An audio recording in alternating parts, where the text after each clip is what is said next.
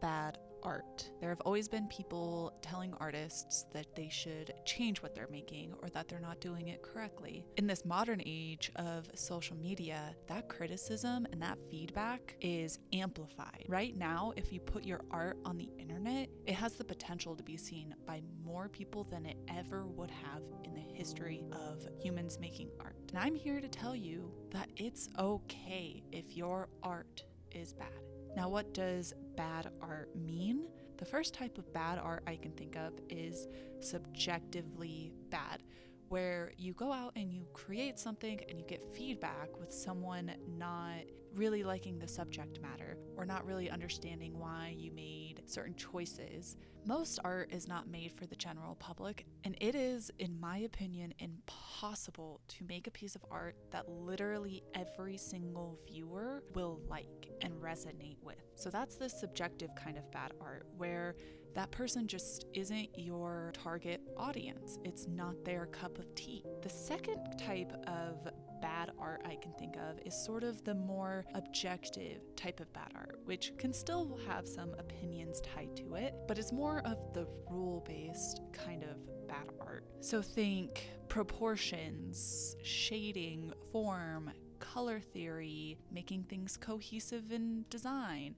And although this is a more objective form of bad art, where if you're really trying to make a realistic portrait and it turns out to not look realistic at all, maybe it's very flat or the proportions are off, it is our choice as artists to either listen or to not listen to this criticism. And it is up to you and not anyone else what you do with your creative practice. If your intention is to make cartoons, for instance, your shading might not have to be perfect. If your intention is to make surrealism, maybe your proportions don't have to be perfect. It really matters what your intention is behind the piece. With this idea of bad art, we can take one piece of criticism and really internalize that piece of criticism, and it can last for so long and potentially our entire lives. That is what we call art scars. How do you know if you have art scars? Well, do you ever tell yourself that you're not a real artist?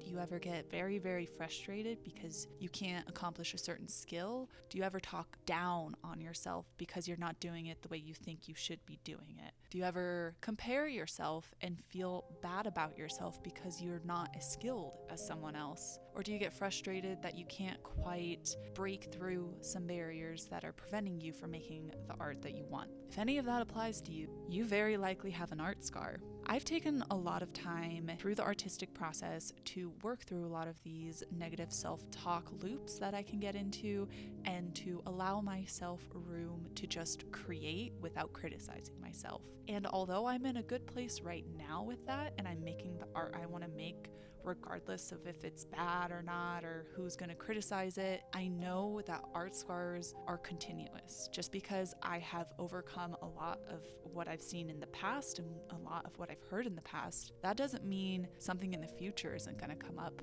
So it's really important to look in the past and find the source of this self-criticism and to become more resilient as criticism continues to happen into the future. The biggest catalyst to changing my own perspective on my art has been to pause whenever I am feeling self-critical, whenever a specific thought is coming up, especially a thought that I had on a loop for a while. Like if I'm trying something new, sometimes the thought of, oh, you're not good enough, I pause and I let myself think that thought.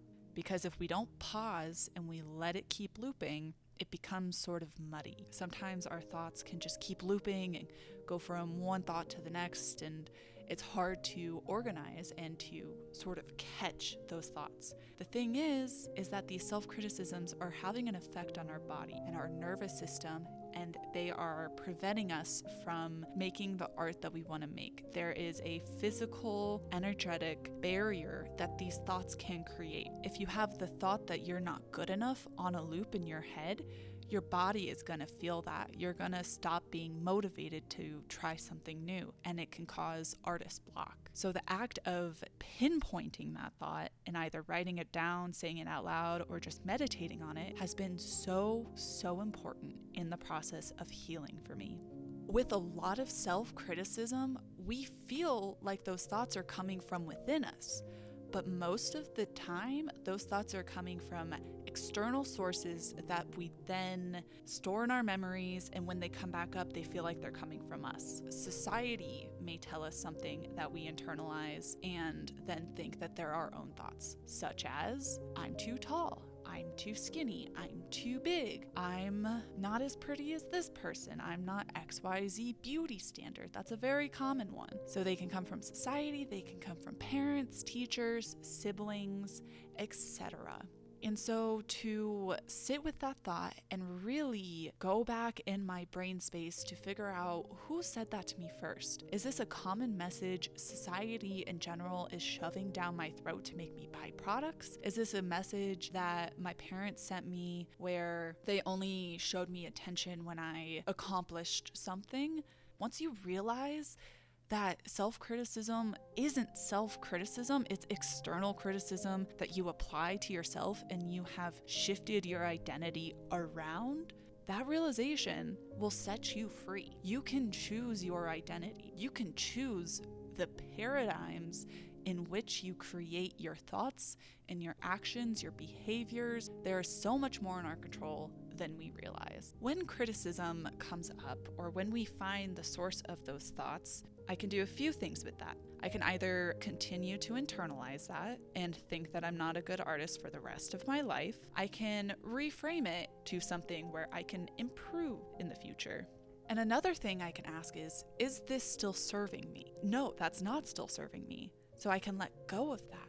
Something else that has helped me make art that I want to make, regardless of if someone else thinks it's bad, is understanding why people say the things that they do. Just because someone says your art is bad doesn't mean they have a good reason to say that it's bad. I have found that some people, when they say something's bad, they do it from a place of insecurity. So many times, especially growing up, I would talk crap about someone. I would try to put someone else down just to make my ego feel better that I wasn't as good as them, that them improving had something to do with me being worth less. That is not true. Someone else doing their thing, getting their style, improving in art, doing what they want, does not make anyone else worth less. We all have our own artistic path. And this whole game of comparison and trying to pull someone down so that we feel elevated, so many of us are stuck in that cycle. And it's really important to understand that sometimes criticism comes from a place of someone trying to protect their ego. Another source of criticism I've seen comes from just a lack of knowledge that that person has. There's no comparison, there's no games that they're playing. They just simply don't understand your intention behind the art, and they don't really understand it in general. And again, as artists, we can choose to listen to that, to have a conversation with them, or to, brush it off, because now we have that filter to be like, do we want to accept this piece of criticism and internalize it and do something with it? Another reason someone might call out your art for being quote unquote bad is because they have an expertise in what you're doing. And this is the kind of criticism I personally generally choose to actually listen to and actually internalize. When someone is coming from a place of helping you and helping to open your horizons and open your perspective, that kind of criticism has its place, and that kind of criticism is exactly the only kind that I listen to. It is so important to make art that is quote unquote bad. If we always expect ourselves to just make good art all the time, that is putting way too much pressure on any single one artist. No artist I know gets it right on the first time. So many people who make these absolutely gorgeous masterpieces have thumbnail sketches, they have compositional sketches, they have really rough beginning stages, and that's part of the process. And even if your final piece is quote unquote bad or it doesn't turn out the way you want it to, that's just a step in the direction that you want to go. And this piece that you see here, this is one of my first watercolor portraits.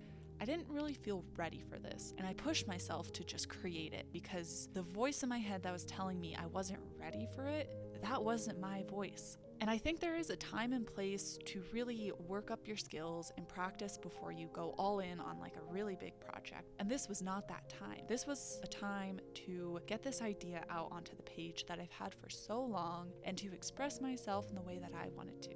And it did not turn out exactly how I wanted it to turn out. I see that the eyebrows are not symmetrical. I see that some things are kind of off in the painting, but seeing that and practicing that means that the next time I pursue an idea similar to this, I can do it a little bit better. I can develop along the way.